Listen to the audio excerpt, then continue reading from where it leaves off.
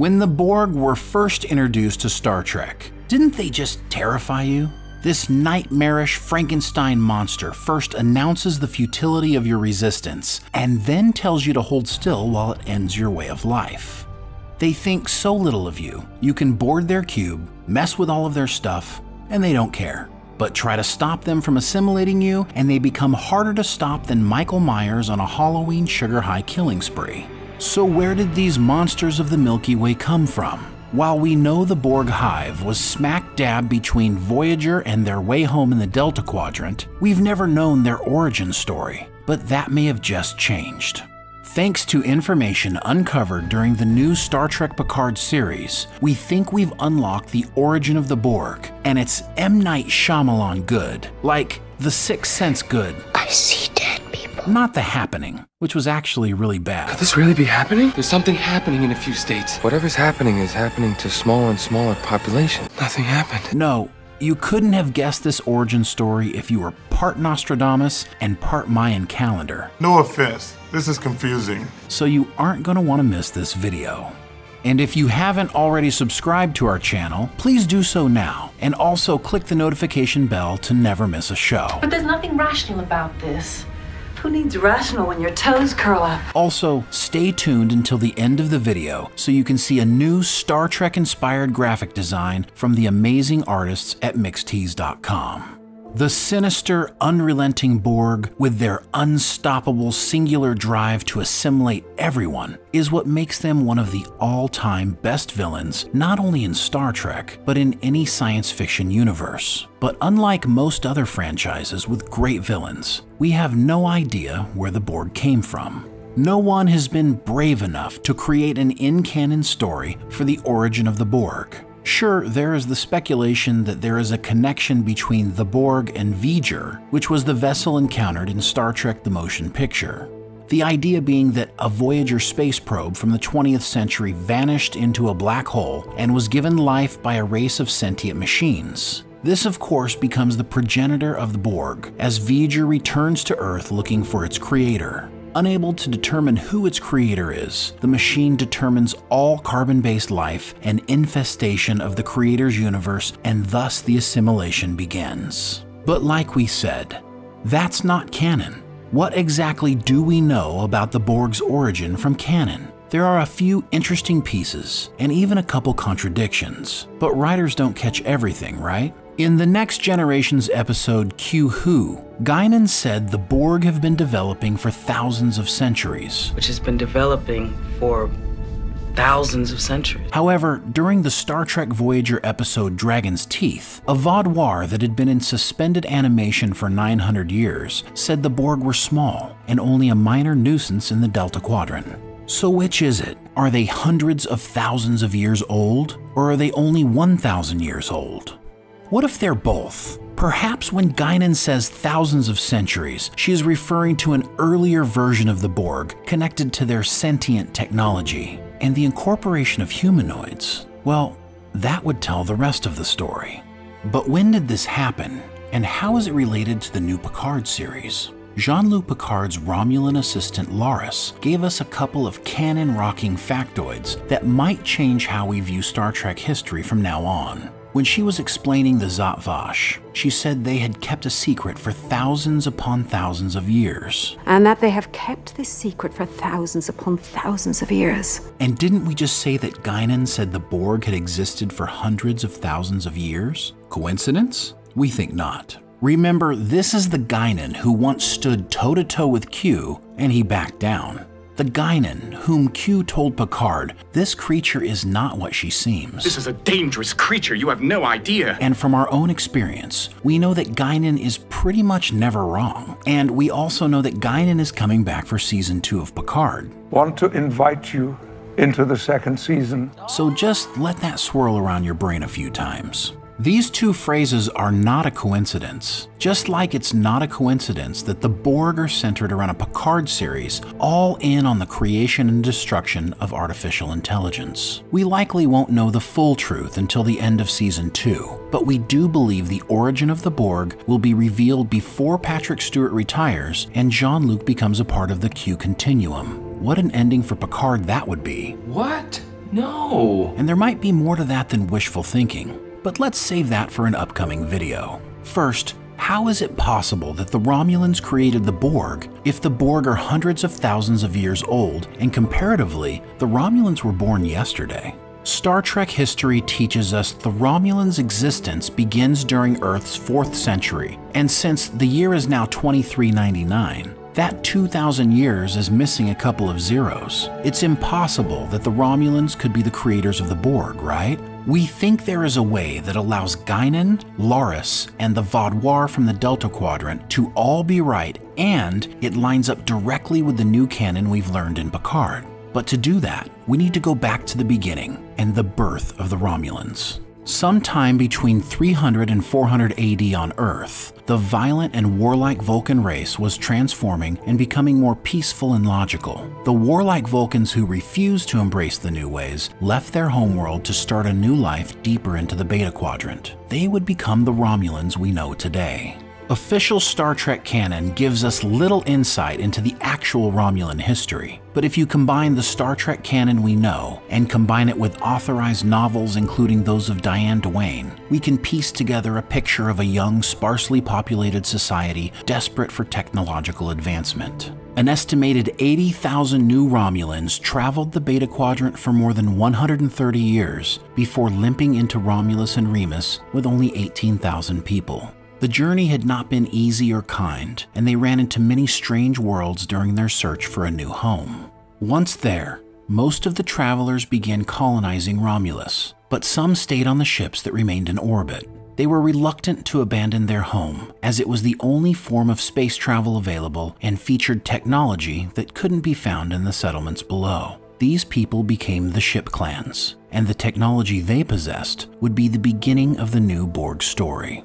Romulans on the ground broke into small nation-states and began using cloning to increase the population and quickly raise standing armies. The use of cloning alone in this way is indicative of a general carelessness for life. If you don't mind cloning on a mass scale, why would you mind attaching cybernetic implants into them so you can control them? The ruler who initiated the cloning was Tarihu, who around 540 AD allied with the technology-empowered ship clans and used their technology as well as her own cloned armies to intimidate and conquer neighboring nations. Those who accepted her rule were brought into her ranks, while those who refused were either killed or mind-changed by telepathic adepts that she commanded. She would then proclaim herself Vriha, or ruling queen. That has a certain assimilation ring to it, doesn't it? During her rule, she would demand that the ships develop and apply technology in the fields of communication and transport, more important Borg tools. All of this happened about 900 years before the Vaudoir said the Borg were small potatoes in the Delta Quadrant. But 540 AD doesn't cover the hundreds of thousands of years the Borg are claimed to exist, as well as the secret of the Zhat Vash. So what gives? The answer lies in the technology the Romulan ship clans gave to Rihu when she was creating what we believe to be the first Borg clone armies. Remember that 130 years of traveling the Beta Quadrant before finding Romulus?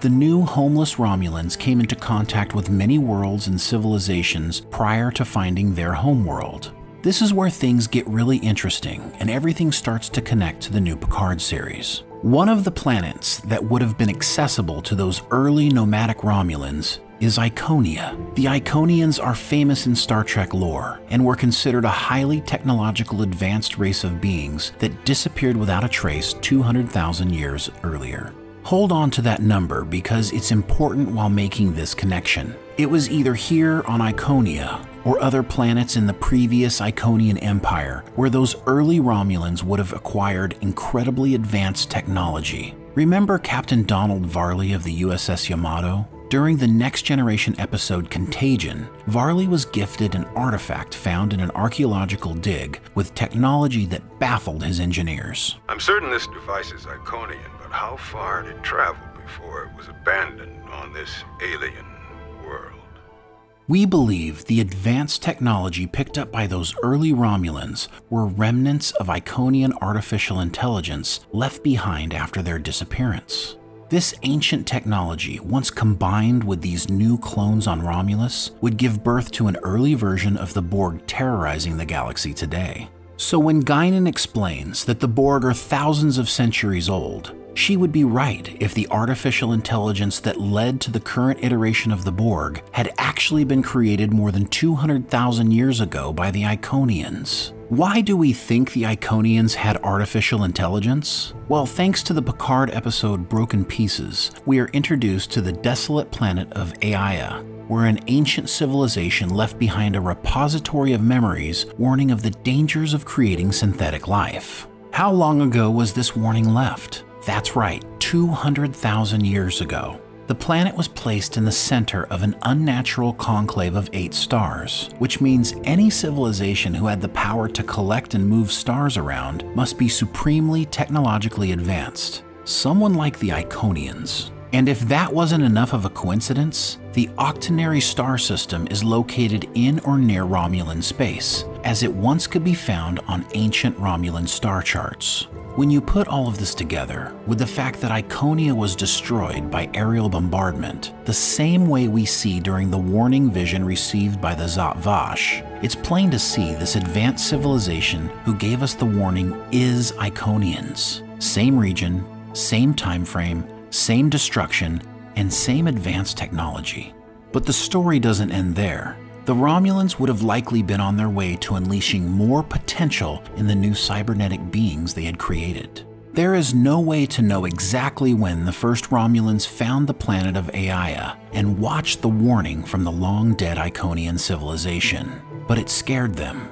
It scared them enough to create a secret society that loathed the existence of artificial intelligence. And in order for that fear and loathing to make sense, a fear that compelled them to secrecy, the Romulans would have had to be heavily involved in the creation and use of artificial intelligence already. To go to this length to hide this, they must have feared that they were already very close to breaking the barrier described in the warning. Fear is an incredibly motivating factor, and if they thought that what they had done thus far would bring an end to their civilization, they would stop at nothing to get rid of the evidence and make sure it never happened again. But we know the Borg haven't been hanging out in the Beta Quadrant. How exactly did they end up in the Delta Quadrant?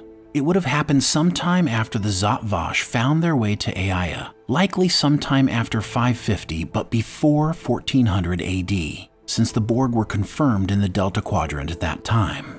It's likely that it was closer to 550, since Laris said the Zat Vash was thousands upon thousands of years old and predated the Tal Shiar. Since the Romulans are only about 2,000 years old, perhaps Laris got this wrong, or the sect was maybe pre-Vulcan Romulan split. She heard it from her drunk mother-in-law, so who knows for sure. One of my first handlers. My mother? But we do know in 558, a revolt ended the life of Tarihu, and likely her new clone Borg army as well.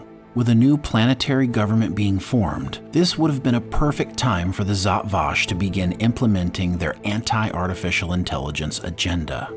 The ban would certainly have had to occur before 784 AD, as the last of the 4 remaining generational ships began to fail, and all of the ship clans were forced to move to Romulus. The Romulans had no ability for interstellar travel and didn't achieve warp technology until 2137, long after the Borg had been busy in the Delta Quadrant.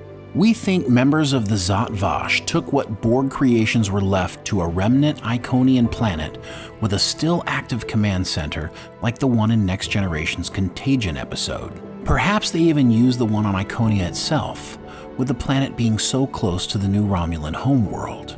If they were afraid they couldn't destroy all traces of the artificial intelligence technology linking back to them, they would have no choice but to send it away.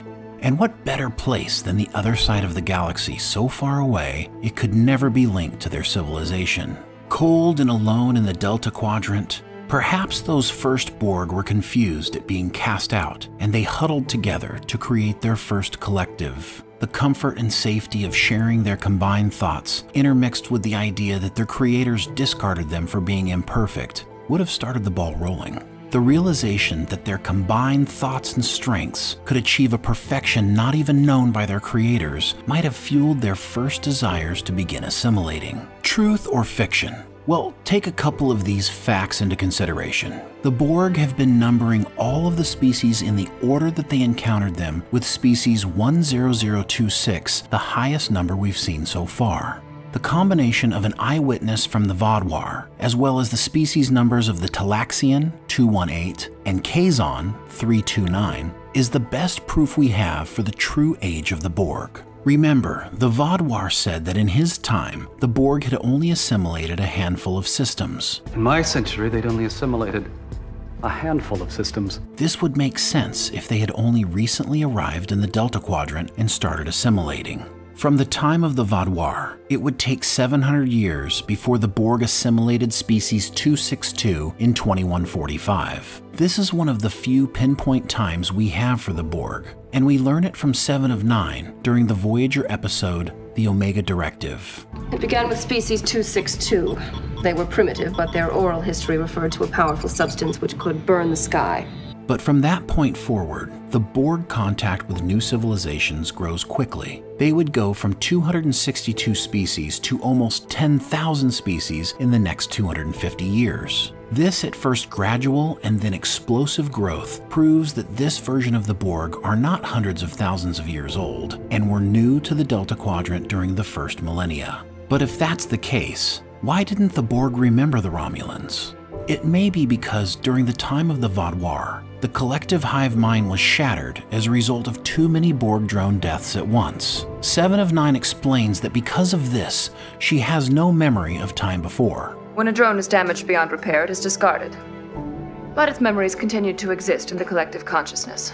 Also, isn't it odd that Romulans avoided assimilation until this Borg cube on the Picard series, despite their empire being closer to the Delta Quadrant than the Federation? Perhaps someday we'll learn that's because species 001 is Romulan. Thus, the secret the Zhat Vash is protecting isn't only that of the admonition warning and the dangers of creating synthetic life, but also that the Romulans gave birth to the biggest and baddest cyborg intelligence currently in the galaxy. So far, anyways. If the Iconians did create artificial intelligence that survived hundreds of thousands of years to eventually become a creation of the Romulans and then the terror of the galaxy, what a fascinating and rich history we still have to explore in the Star Trek universe.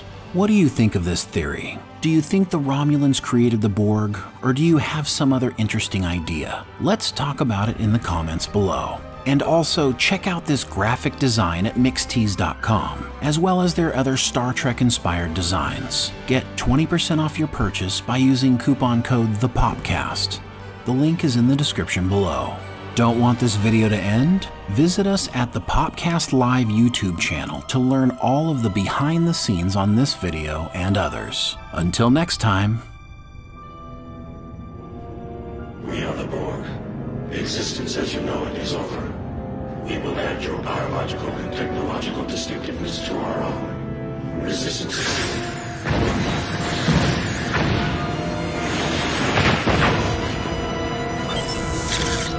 Deactivation complete.